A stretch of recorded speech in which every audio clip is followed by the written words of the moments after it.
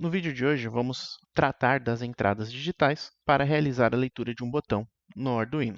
A primeira coisa que a gente tem que entender é como que a gente liga um botão no Arduino. Então, a gente tem aqui um botão, um dos lados do botão está conectado a 5 volts, o outro lado está conectado a um dos pinos do Arduino. Quando o botão está pressionado, a gente tem 5 volts no pino do Arduino. Mas, quando o botão está solto, a gente tem um nível lógico indefinido, né? E isso é ruim na nossa programação, porque a gente não sabe se esse pino pode estar se comportando como uma antena temporariamente e captando algum sinal e gerando um falso pressionamento do botão. Isso daqui gera diversos problemas no seu hardware, né? Você não tem uma segurança na hora de realizar a leitura se esse botão está pressionado ou não. Assim, a gente tem duas formas de garantir o nível lógico de um botão no Arduino, que é o que a gente chama de ligação de PUAP, no qual a gente coloca um resistor junto com o botão, e então, quando você está com o botão solto, você garante o nível lógico alto, né, que seria aqui os 5 volts normalmente do Arduino. Quando você pressiona o botão, você garante o nível lógico baixo, que seria o 0 volts. E o pull down, que também utilizamos o resistor, mas com eles invertidos. Então, aqui primeiro a gente tem o botão, depois o resistor ligado ao GND. Então, quando o botão está solto, você garante o nível lógico baixo, e quando o botão está pressionado, você garante o nível lógico alto. Então, essas são as duas formas de se fazer uma ligação de um botão com o seu Arduino. O Arduino ele já vem com um resistor de PUAP interno para que você possa ligar diretamente o seu botão. Então, se você quiser realizar a leitura de um botão no seu Arduino, você pode tanto montar qualquer um desses dois circuitos, o de PUAP ou o de pull down, ou usar o resistor de PUAP interno. E aí você só vai precisar do botão e na hora de configurar o pino, você vai configurar o pino ativando o resistor de PUAP interno. Os botões, eles fisicamente têm um pequeno problema que é chamado de debounce. O que seria esse debounce? Esses botões são basicamente duas chapas de metal que se encostam quando você pressiona. Normalmente, esses botões eles não têm uma superfície, né, essas chapinhas de metal, elas não têm uma superfície totalmente lisa. Então, você tem alguns pontos de rugosidade. Então, algum ponto pode encostar primeiro que o outro. Isso pode gerar oscilações, que é o que a gente vai chamar aqui de ruído, de debounce.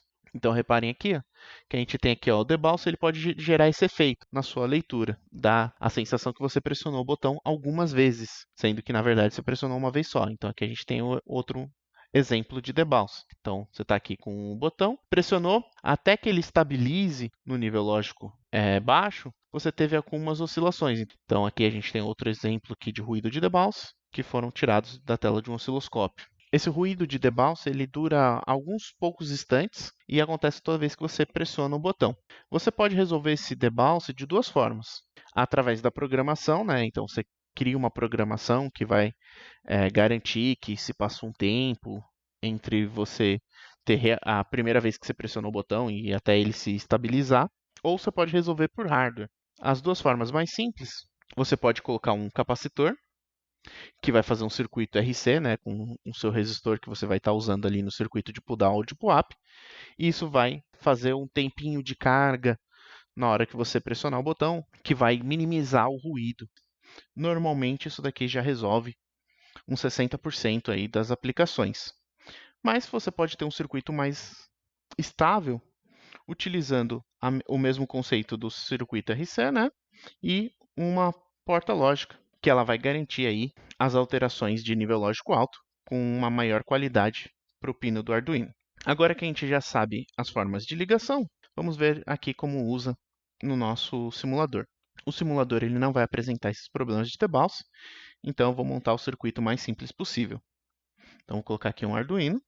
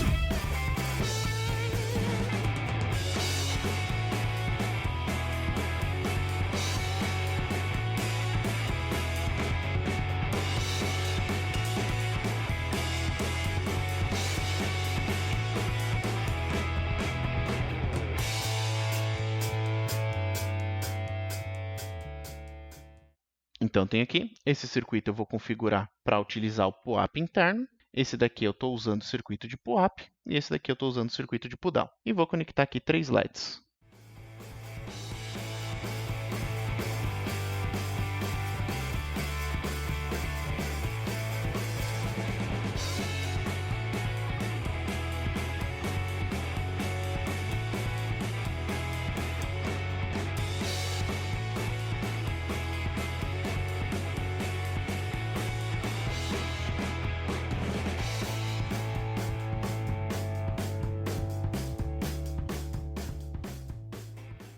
E os 3 LEDs eu conectei aqui para ligar com nível lógico alto e desligar com nível lógico baixo. Vamos aqui para a IDE do Arduino. Eu vou configurar os pinos do LED, então Pin Mode. Os LEDs eu liguei na 10, 11 e 12. Então, eu configurei os 3 pinos que estão conectados aos LEDs como saída e iniciei eles em nível lógico baixo. Então, os LEDs vão começar desligados.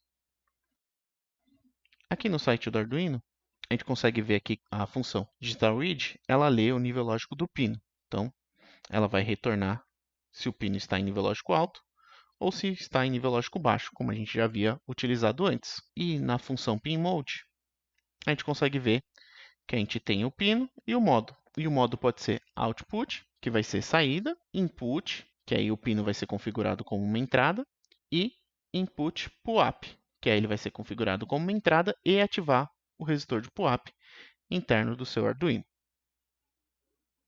Então, vamos configurar aqui. O pino 2 eu conectei apenas o botão, que eu vou usar o PUAP interno. O pino 3 e o pino 4, eu montei o circuito de PUAP e de PUDOWN, então eu tenho que configurar eles apenas como entrada. Então está aqui.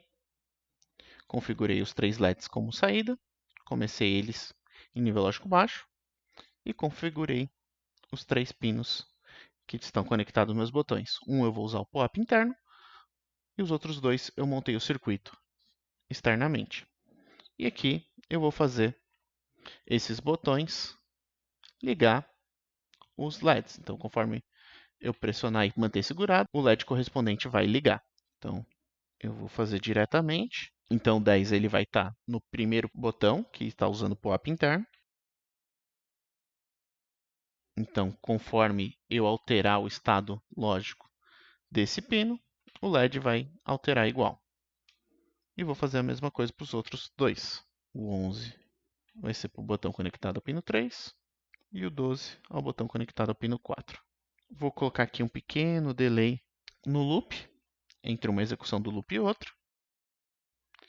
Vamos exportar binário compilado, vamos carregar o código e vamos ativar a simulação.